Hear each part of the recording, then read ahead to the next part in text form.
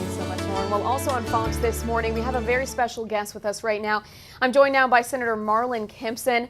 And now Senator Kimpson has been a big part of the push to get police officers to wear body cameras in our state. And that's Senate Bill 47, the body camera legislation.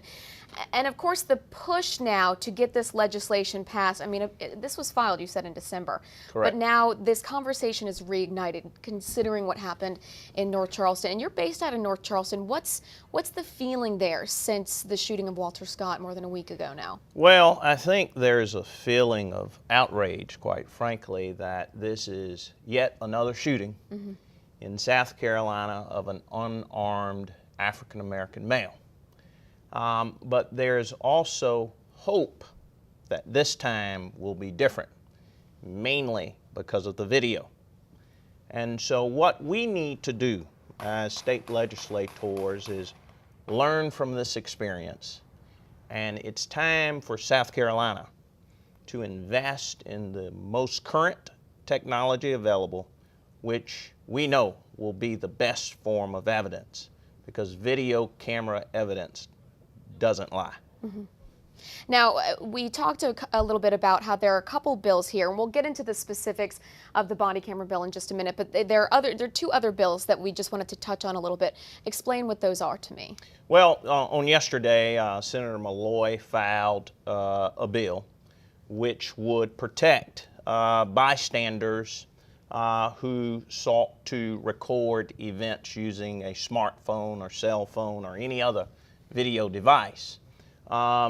It's been stated that around the state that when citizens take it upon themselves to record these events, sometimes they are harassed by law enforcement officers. So this bill will seek to provide the citizen bystander, which, as you know, in the North Charleston incident was the evidence recorded was critical to the escalated and the immediate reaction of our authorities to charge the officer with murder. But the Malloy bill will seek to provide some protection for those bystanders who film. Okay. The second bill that is filed is a bill by Senator John Scott of Richland, and that mandates that SLED must investigate police officer shootings.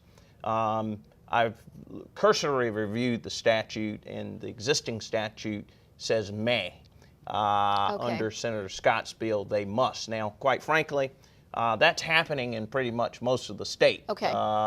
Because there's an inherent conflict of interest when you have the police department officers who did the shooting investigate the shooting. So SLED has generally been called in, but there are some pockets in the state, and I think in Richland County, where that has not always been the practice. Okay. So now getting to your bill, of course co-sponsor of that Senate Bill 47, what would this bill do, the body camera legislation? What are you looking to accomplish here? Well, let me say this. First of all, there are two bills. Representative Wendell Gilliard, he's been an advocate for body cameras a long time, well before the incident.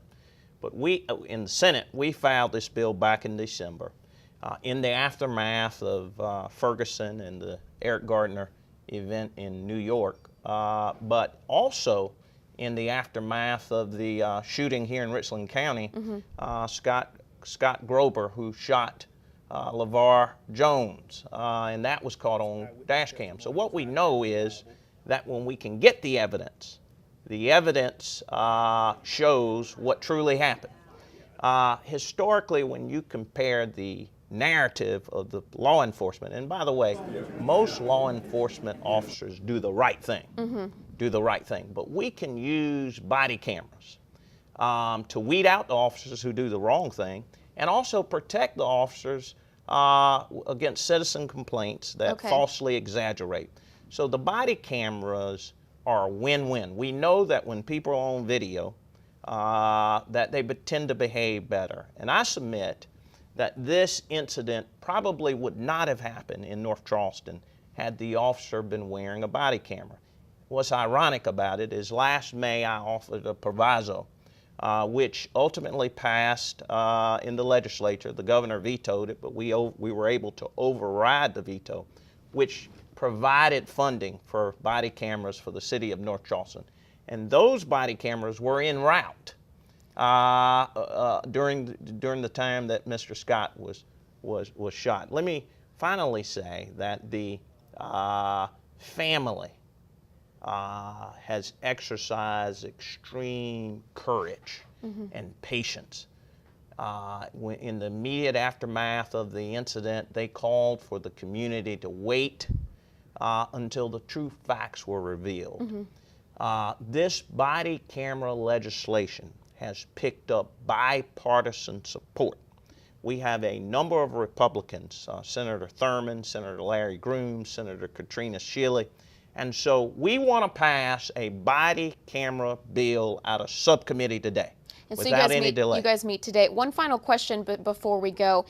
Is there frustration that it took something like this to happen again to get this conversation reignited? There's some frustration, but the Senate version, we've had 3 subcommittees, so the bill was moving. There are a lot of people saying it was stalled. It was never stalled, but when you bring true reform and change, it takes time to hammer out the details. Okay. We're in a position now that we have enough evidence to move forward today and pass this bill out of subcommittee.